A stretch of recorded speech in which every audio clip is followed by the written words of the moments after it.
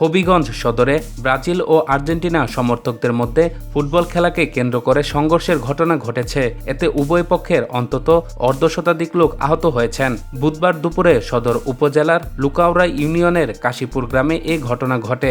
স্থানীয় সূত্রে জানা যায়, মঙ্গলবার বিকেলে কাশীপুর গ্রামে আর্জেন্টিনা ও ব্রাজিল সমর্থক দুই দলের যুবকদের মধ্যে একটি প্রীতি ফুটবল ম্যাচ অনুষ্ঠিত হয়। খেলায় ব্রাজিল দল 2-0 গোলে পরাজিত হলে খেলা শেষে ধারাভাষ্যকার মাইকে ফলাফল ঘোষণা করেন।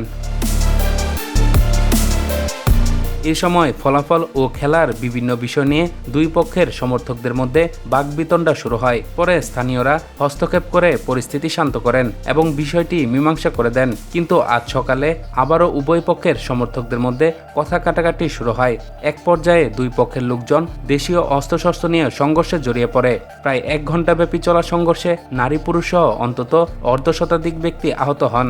খবর পেয়ে স্থানীয় লোকজন ও স্বজনরা আহতদের উদ্ধার করে হবিগঞ্জ সদর আধুনিক হাসপাতালে নিয়ে আসেন। সেখানে প্রাথমিক চিকিৎসা শেষে গুরুতর আহত কয়েকজনকে উন্নত চিকিৎসার জন্য Sylhet MAG Usmani medical college হাসপাতালে পাঠানো হয়।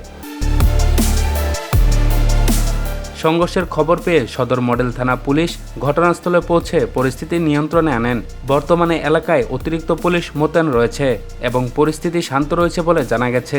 এ বিষয়ে হবিগঞ্জ সদর মডেল থানার ভারপ্রাপ্ত কর্মকর্তা মোহাম্মদ জাহিদুল হক জানান, সংঘর্ষের খবর পেয়ে পুলিশ দ্রুত ঘটনাস্থলে যায়। বর্তমানে পরিস্থিতি স্বাভাবিক রয়েছে। ঘটনাটি তদন্ত করে প্রয়োজনীয় আইনগত ব্যবস্থা গ্রহণ করা হবে।